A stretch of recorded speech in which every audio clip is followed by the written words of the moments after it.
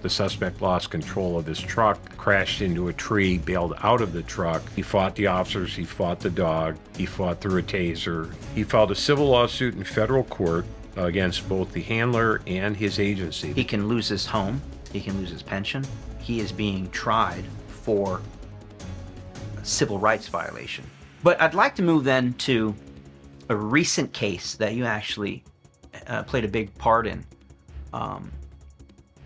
Just go ahead and tell us about it. What went down? So the name of the case is Jarvella versus Hauk. It comes out of the state of Michigan, and it was the facts of the case where you had a suspect who pulled into a gas station to buy cigarettes. It was highly inebriated. The gas station attendant reported that to the police as he left. He was driving erratically, and police made sight of him in a relatively short period of time on the road. They tried to pull him over with overhead lights. He engaged in a high-speed chase, ultimately ending up on a gravel road where the suspect lost control of his truck, crashed into a tree, bailed out of the truck, and ran into a undeveloped kind of high brush area at night in the dark. The officer who had been pursuing him called for a K9 handler to come to assist in locating the suspect and waited about 15 minutes for the handler to arrive. The handler connected his dog to a 15-foot tracking lead, but he shortened it up to about 7 to 8 feet, and the two officers set out in search of the suspect. Shortly into the track, or a little ways into the track, the dog located a discarded white t-shirt and a white tennis shoe. And then shortly after that, the dog located the suspect in the brush. The suspect was apparently startled, but lashed out at the dog. The dog seized the suspect by his arm. A struggle ensued between the dog and the suspect. Other force came into play to try to get the suspect to surrender. He fought the officers, he fought the dog, he fought through a taser, he fought through several hand strikes delivered by one of the officers. And ultimately, it took 5 officers to get him to comply, but he ultimately did roll over onto his stomach as directed, and the dog was released. And I want to say, too, before people think 5 officers jumped on this guy, it was the 2 officers and the K9. The guy was putting up a pretty good fight. He was drunk, and after X amount of time in the melee, the guy's not giving up. 3 more officers show up, finally can get this guy into custody. Correct, yeah. So what's the problem? What's the problem? Well, his problem was, he said, I wasn't given a warning and an opportunity for peaceful surrender before the dog was put on me. So he files a civil lawsuit. He did. He filed a civil lawsuit in federal court against both the handler and his agency, the sheriff's department he worked for.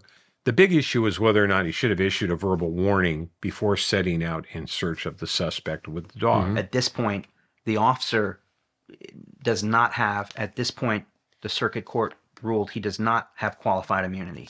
He can be sued. He can lose his home. He can lose his pension.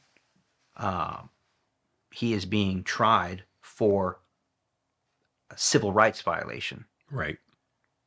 For doing his job, in my opinion. Right. So it's a lot of stress. I just can't imagine the stress that's on that officer, on that family, for showing up to do what he's been paid and trained to do. Correct. You got some a-hole who's drunk driving, fleeing from police, wrecks his car, runs into the woods late at night.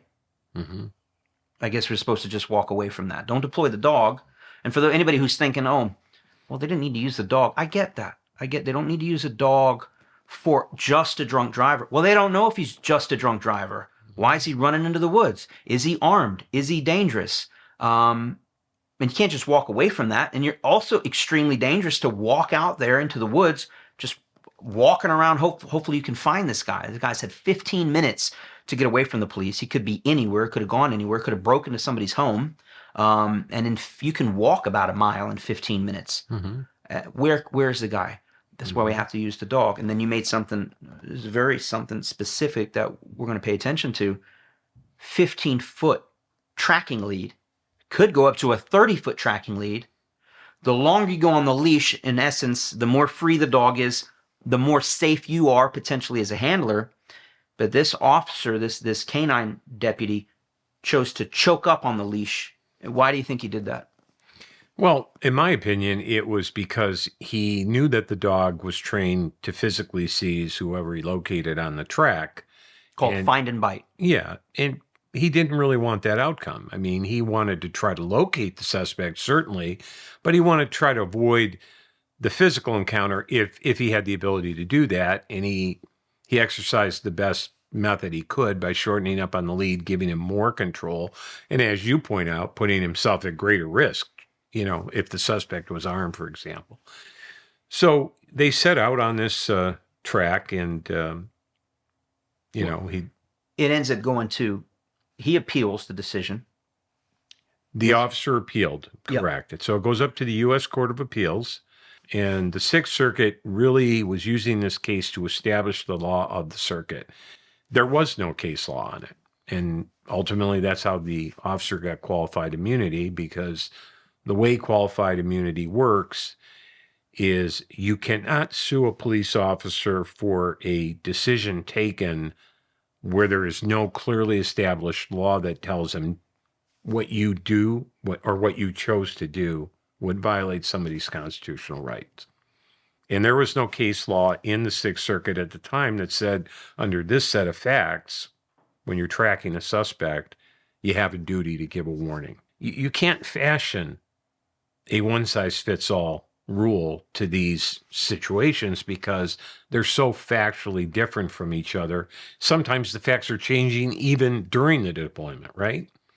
And my argument to the judges was that's why we defer to the handler's judgment, because they're the ones trained in the application. Imagine if they ruled, from now on going forward, you must always announce your presence as a police canine and that you are going to deploy the dog. And the consequences of that are you could be giving away your position. You could be giving away the one little bit of upper hand that you have going into a situation where there might be an armed gunman or multiple suspects hiding in the woods late at night. Last thing I want to do is let everybody know, here I am, come shoot at me.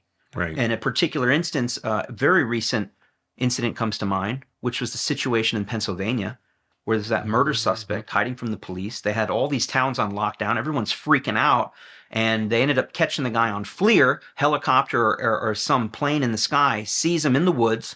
But then the bad weather came in, and then they kind of had a perimeter, a rough perimeter. They think that's the guy, but the aerial vehicle had to move out. And then they tried to deploy a team in until the next morning when the weather cleared, and they had to insert this team with a K9. Mm-hmm. And these guys, we don't know exactly what happened out there, but I can picture they're coming in as stealthy as they can. They know this guy is armed.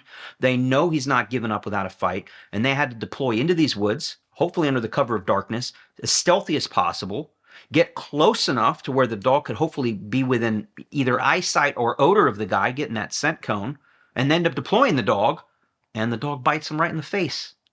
And the guy was armed, but they were able to take him into custody without a shot being fired. Can you imagine they got a low crawl in? Oh, but hey guys, that recent case law dictates that we must announce ourselves as we crawl. And then it can get even weirder too because, well, how many times should you give the announcement? This guy's been on the run for 15 minutes. Sometimes these guys, it takes an hour, 2 hours before K9 can get there. Are you supposed to give your announcements every 30 seconds, every 50 feet? How often do you give the announcements? What do you say in your... Crazy town. Another question by one of the judges in favor of the officers was asking the plaintiff's attorney, why wouldn't he just run again if they gave the warning? Like, how many times do they, to your point, did they have to give the warning? Yeah, wasn't he warned when they put the police lights on? Wasn't he warned, after he crashed his car and ran into the woods? Right. The police are right behind him. Right. Yeah. And it's like, and if you had said the police dog's coming, like, what he may give up, and it ends up in their testimony too, right? In the lower circuit, the guy was passed out anyways, right? Passed out. He only woke up when the dog showed up, right? So he probably wouldn't have heard the announcements anyways. Yeah, it's highly unlikely the announcement would have had any effect, and that's what one of the judges on the panel pointed out to his attorney, and he came back with the suggestion that, well, if they had shouted loud enough, maybe they would have woke him up. Ridiculous. But all of this ignores the fact that the handler will use the warning when it works to his advantage. Absolutely. He's not looking for an edge by not using it.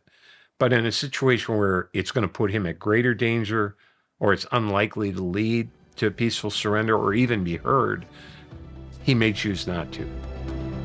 This is just a small clip from a much larger podcast. If you want to see the full episode, click the link below. We'll see you over there.